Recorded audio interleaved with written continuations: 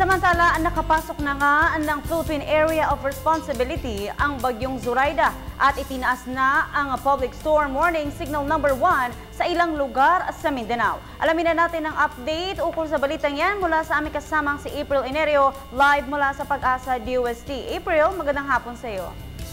Magandang hapon din, Princess. Tama ka, no? Pumasok na nga ng Philippine Area of Responsibility itong si Bagyong Zoraida. Kaya naman sa pagbabanta nitong palapit sa ating kalupaan, itinaas na Pag-asa ang signal number 1 sa ilang mga lalawigan sa Kabisayaan at Mindanao. Kabilang dito ang mga probinsya ng Dinagat, Siargao Island, Agusan del Norte, Agusan del Sur, Surigao del Norte, Surigao del Sur, Davao Oriental, Davao del Norte, Samal Island, Bukidnon, Misamis Oriental, Camiguin Island, Siquijor, Southern Cebu, Bohol, Negros Oriental at Southern Negros Occidental.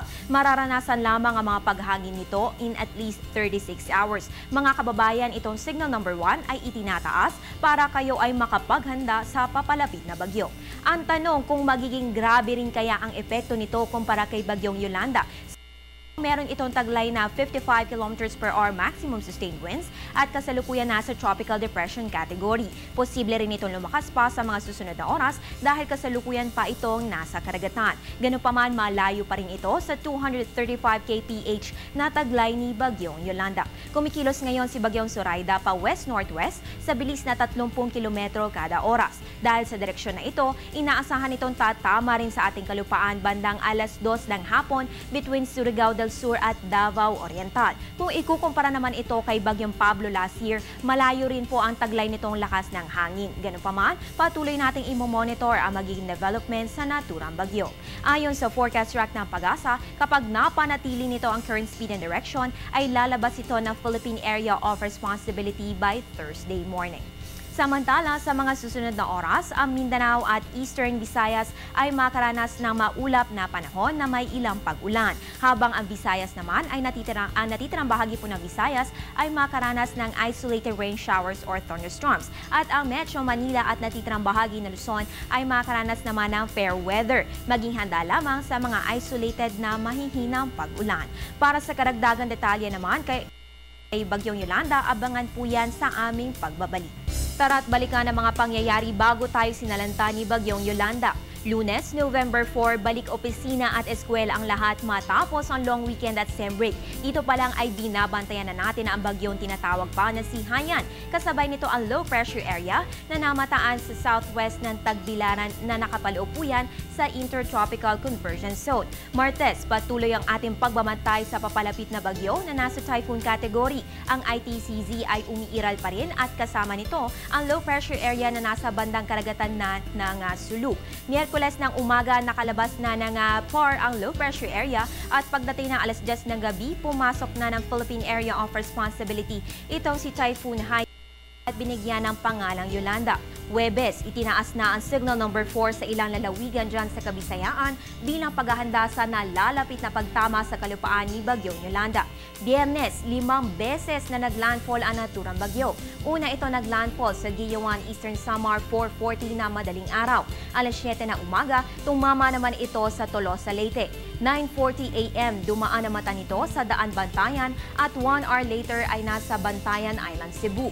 By 12 noon tumama ito sa Concepcion, Iloilo at alas 8 ng gabi ay naglandfall ito sa Busuanga, Palawan hanggang sa makatawid na patungong West Philippine Sea. Sabado ng hapon, exactly 1:30 p.m., lumabas na ng Philippine Area of Responsibility si Bagyong Yolanda na nag-iwan ng di pa mabilang na pinsala at tumataas pa na bilang ng mga sawi. Kaya naman ipagpatuloy natin ang pagtulong sa ating mga kababayang Pilipino. Pangunahing pangangailangan ng mga biktima ni Bagyong Yolanda ay mga damit, tsinelas, pagkain, inuming tubig at mga gamot. I-drop off lamang ito sa mga Air 21 outlets at siyang maghahatid ng inyong mga donasyon sa ating mga kababayang hinagupit ni Bagyong Yolanda. Para sa karagdagang detalye, tawagan lamang ang numerong 854-200.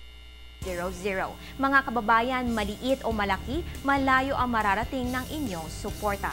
Sa kaugnay na usapan, marami tayong nababasa o naririnig sa mga balita na itong si Yolanda ang pinakamalakas na bagyo sa buong mundo in history. Kaya chinek natin mismo sa Pag-asa kung tama nga ba ang impormasyong kumakalat na ito. Narito ang listahan ng strongest typhoon na naglandfall o dumaan sa Pilipinas. Kung inyo makikita, itong si Bagyong Sening noong October 1970 ay may lakas ng hangin 275 km per hour at pagbugsong umabot ng 310 km per hour.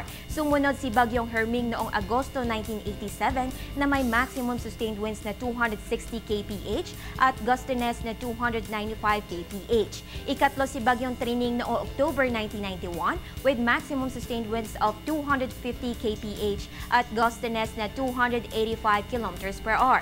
Tatlong bagyo naman ang nagtay sa 4th place, sina Bagyong Anding, Saling at Ruping at ikalima nga si Bagyong Gilda noong December 1959. So kung ang pinakamalakas na maximum sustained winds ni Yolanda ay 235 km per hour at gustiness na 275 kph, evidently hindi po ito ang pinakamalakas na bagyo. But for this year, definitely this is the strongest typhoon na humagupit sa Pilipinas.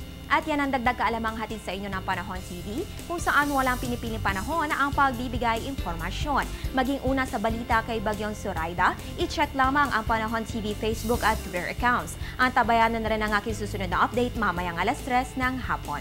At yan ang pinakahuling balita mula dito sa Pag-asa DOST. Ako po ang inyong weather girl April Enerio para sa Telebisyon ng Bayan. Balik sa iyo, Habiba. Maraming salamat sa iyo, April.